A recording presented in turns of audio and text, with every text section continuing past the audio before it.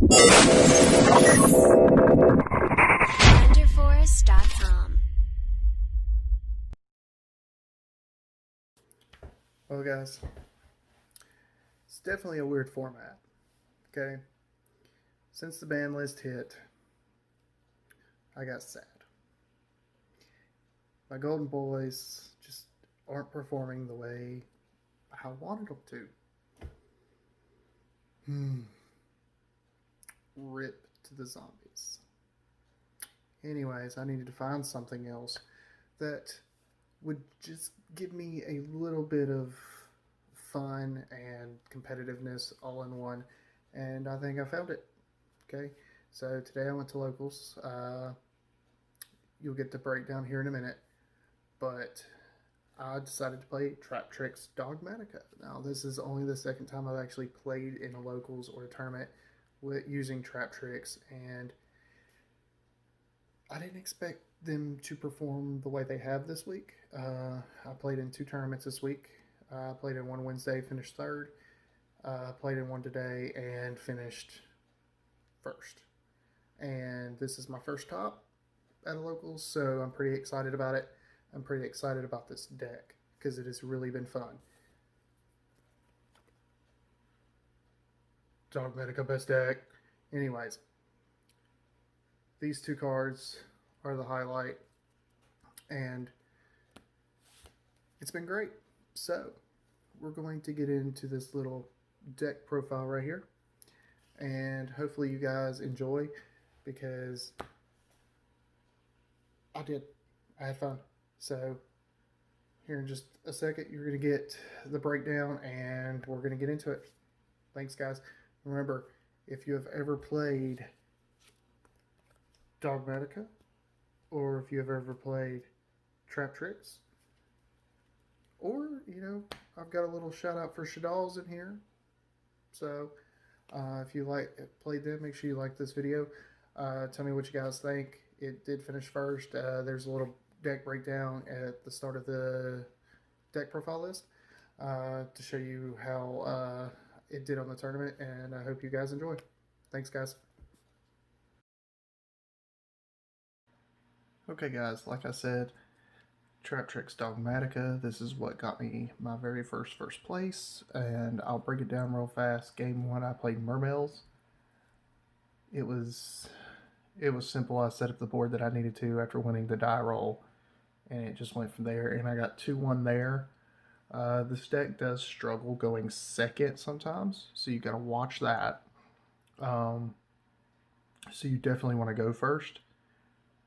But I did win going second today, so it's not necessarily a loss if you go second. It's just you got to be able to go through that, and I'm going to talk you through everything as I go through there. Game 2 and 3, or match 2 and 3 is what I lost in before top 8. The Mermail player actually, the way it worked out is the 2 people I beat the 2 people I lost to. So the way the pairings went and everything, that's what snuck me into the bottom of the top 8, thankfully. Round 2, I played Monarchs. It was 2-1. I just couldn't get over Pantheism and Domain. That's just literally what stopped me the whole time. Match 3, I got 2-0'd by a Mystic Mind player. This deck does struggle. I'll talk to, I would like to add some main deck spell and trap removal. That's one thing I would change about this. Game 4, I played a DDD. It was an easier match for me, but still. Top 8, first match was against Invoked Dogmatica. It was 2-1 there. Against the next match was the Mermail. I beat him game 1, so he gave me the match, which put me in the final 2. And I played ABC. He bricked, plus I had the hand traps needed to be able to stop it, and that's the rundown real fast of the matches. So we're going to get into this. Starting off, the best Traptrix card, Mermelio, however you want to say it. This card, when normal summoned, lets you search a trap, which is very needed if it goes off. But if not, you don't absolutely need it to go off, because you're just, hopefully this is your first summon, and that's what gives you Tessera. And I'm gonna show you a combo at the end of the video of how going first you want it to be, and I'll show you like the ideal hand, the perfect hand, and just talk you through the combo that way. Following up, the other two Traptrix cards I use, I go with 2 Dyneo and 2 Mantis. Okay, I don't play any of the others, and I feel like the ratio with this is I would increase a little bit by maybe 1. Either upping one of these two to 3 would be great. Probably, in all honesty, I would probably up Dyneo to 3 if I needed to. Very rarely did I have a match where I didn't see Traptrix in my opening hand, but if you don't, it's okay.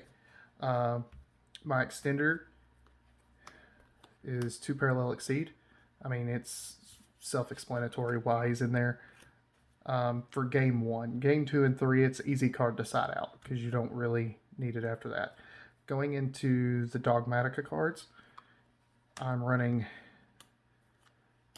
3 Ecclesia. She's your searcher. She literally gets you any other monster.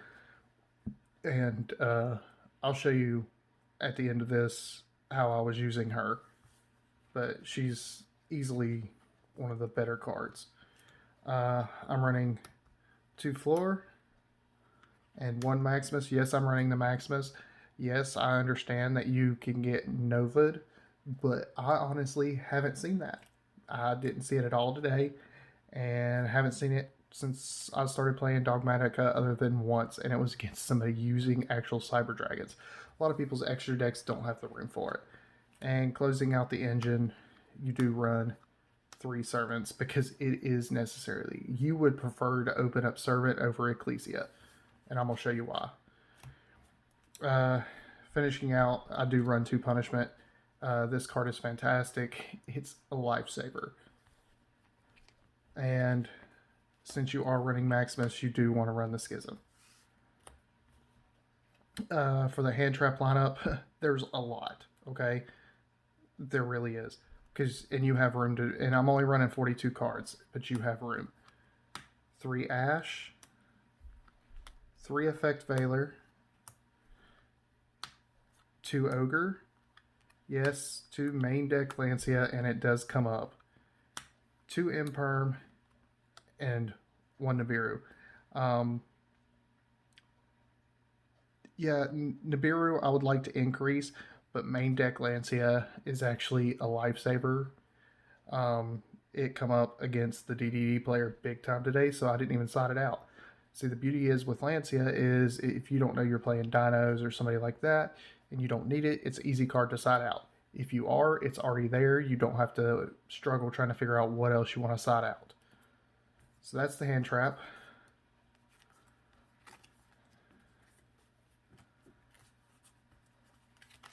And I don't run any other spells, so the trap lineup.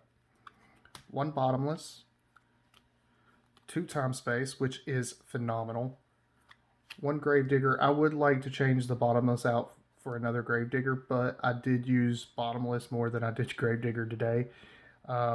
It just come up more often. So either way you go, you could put 2 in the side deck, keep 2 and just go, and then 2 Floodgate, which is probably the best card of today besides the 2 Ice Dragon Prison. Like I said, the main deck is 42 cards.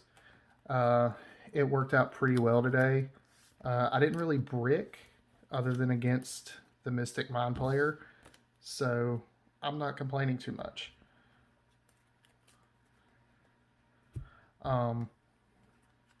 Okay, extra deck. You are running 2 Sarah and the 1 Rafflesia. I don't run Alamaris. You could. If you do, you could trade out the 1 Baguska, because I really didn't go into Baguska today. didn't have to. I didn't have a chance to, but this right here, I did go into Rafflesia, and it's pretty nice. But Sarah is your best card when it comes to the Traptrix. It's just what sets you up for all that other mess. The only other Xyz, I think. Yeah, this is the only other Xyz. And I run the one Abyss Dweller. This card is phenomenal. It works out great, but if you set up your board right, and I'm gonna show you how, this card doesn't even have to be used. Okay, for the fusions, two Nates, if I can get it to focus here. Two Nates,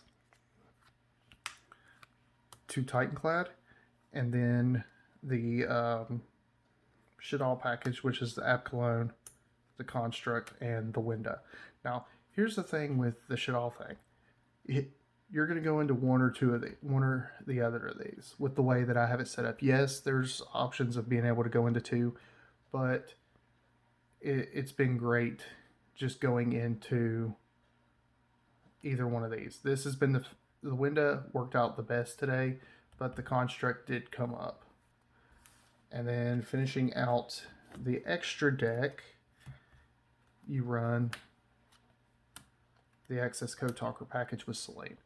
Yes, if you're only running 3 spells in here, so your opponent has to do a little bit of work, and 9 times out of 10 they're going to. Decks running Foolish, Monster Reborn, it came up a couple of times today, and it actually was great in several rounds.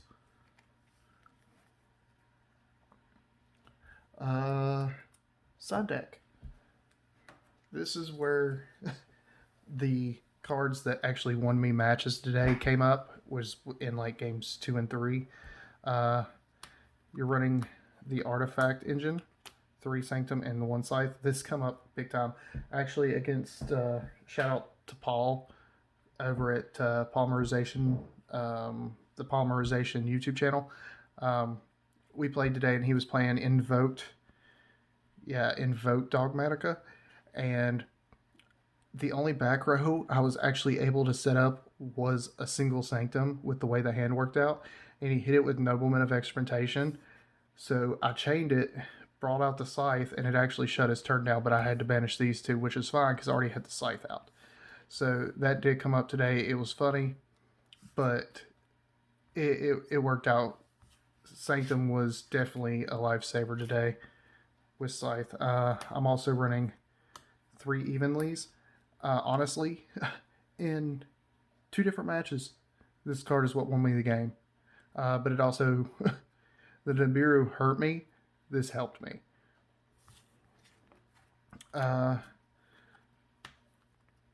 2 Lightning Storm, 2 Solemns,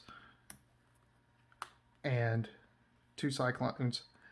These 6 really didn't come up that often. I sided in, there's only one match that I sided in the Cyclones, which I wish I would have had those in, because I really, against the Monarch, and yeah, it was 2. Against the Monarch and Mystic Mind, these 2 came up, but I never drew them when I needed them, unfortunately. The Judgments didn't come up today, and Lightning Storm only come up against the DDD player. And finishing out the side deck are 2 Lava Boys. I didn't even side these in today, so these are definitely 2 that I could trade out. So that's it for the profile. I'm going to get this set up to show you how this combo works and let you guys in on this little trick, which, you know, we'll see. Okay, like I said, I was going to showcase the favorite starting strategy with this deck, and just to show you how well this actually correlates with each other. So the way I would do it with this opening hand, we got Mermello, Servant, Imperm, Ash, and Exceed. Now here's the thing, I always opened up with a hand trap and a single trap, just a normal trap. Like, that was like the beauty of today, is I always opened it up. Okay, these other 3 were the ones that were always different, but I normally opened up either the Servant and Ecclesia with a Traptrix or a Traptrix and something else. And most of the time this Exceed was another hand trap. So that's still 3 hand traps. But I'm going to show you this with Exceed. That way you see how this works. Okay, so here you would normal summon Murmello. Okay, let me scan this out just a little bit so you can see the board. Okay, so you would normal summon Murmello. Murmello's effect would go off. Okay, that would allow you to search a trap hole. So we're going to add Floodgate. Okay, so after this you would link Murmello away for none other than Sarah. I'm just going to set it to where you can see it. If I can get this thing to actually work. So when Sarah comes out, Parallel Exceed is going to pop up. Well, Parallel Exceed's effect is going to activate, and you're going to bring another one out. Well, now they're level 4s, so you're going to overlay, and that's what's going to give you your Rafflesia. Sweet, now Rafflesia's there. So, after this, you'll go into Servant, and once you do Servant, what I always do is I have been out right here is when I would ditch the App Cologne. Okay, so we're going to throw the App Cologne over in our graveyard. I'll show this right here. So App Cologne will go to the graveyard, and you get to add Shadal. Well, you'll get to add the Ecclesia off the Servant, and then the Schism off of App Cologne. So now you have 2 great cards on the field and 5 cards in your hand. So it's a major plus right there. Okay. Usually the way it worked today is I have had people try to imperm Sarah, which is like apparently a very common thing. But usually they would hand trap my first Traptrix. So sometimes I wouldn't end up with this extra trap here, but that's okay because I usually ended up with one in my hand. Either way, it worked. But I'm showing you this, the possible interruptions. So here you would special summon Ecclesia. Ecclesia's effect would go off, and you would special Maximus. Okay, so now you'll banish your App Cologne. Okay, and that will give you your Maximus on board, and your Maximus effect will go off. Now, game 1, you'll send Construct. Game 2 will determine if you're going to send Construct or when to here. And the reason I say that is because you don't know how often they special summon. So you'll send your Construct, and you'll send Titanclad. Titanclad is very important right here. Now remember, this is going first combo, not going second. So, here at the end of the turn, you have 3 cards to set. Okay? You'll have Floodgate, you'll have Schism, and you'll have Imperm. Now, the way you do this is going to be very, very important. Okay? So, let's set her over here. Alright? So, you'll set these down. Alright? And remember, you still have the 1 hand trap, Ash here in hand. So, there you go. And at the end of your turn, your Titanclad in the graveyard will activate, and you'll get your Fleur-de-Lis. That is extremely important. That's how you do that. Because Fleur-de-Lis gives you another interruption. And where you have Sarah and a Rafflesia on the field, you're able to special summon him and negate an effect. So, with this, you have the 2 interruptions from Sarah. You have the Fleur-de-Lis, you have the Rafflesia, you have the Ash Blossom or any other hand trap that's in your hand, and you have 3 face down to give you access into the window lock. So, the way I did this today is if my back row did not get hit by any type of removal, the first monster they did, I would activate 1 trap, which would be any of this. And that would give you access to Sarah. So Sarah is going to special summon any monster. You special summon one that you can actually use. And The fun thing is, and Marmella's effect is one of those ones that is absolutely necessary. So when you special summon her, she's supposed to target one spell or trap card on your opponent controls and destroy that target. Well, if they don't have a spell or trap, it still activates. It just doesn't resolve because it's inherent. So Sarah's effect will activate again, allowing you access to another trap hole. And that is how this one would work. That's how, the first one you do. The second one you do is Schism.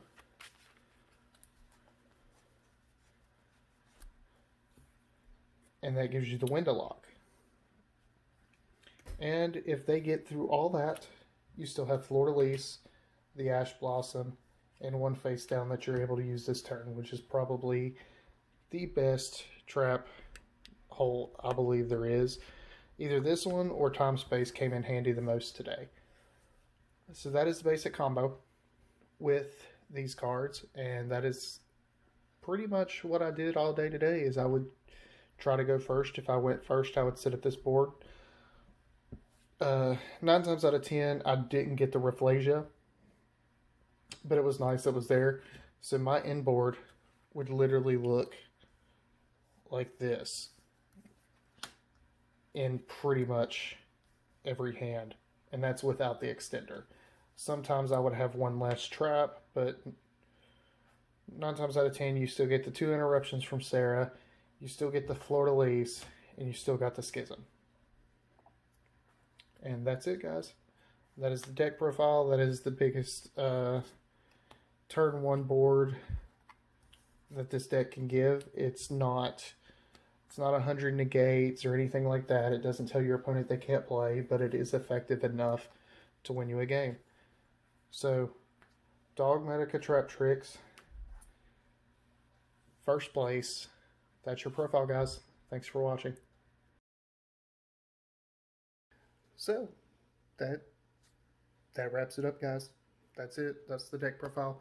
I want to thank everybody for watching. If you have gotten this far, and I've decided that I needed to do this, I want to give a shout out to the Tri-Cities, Tennessee local scene.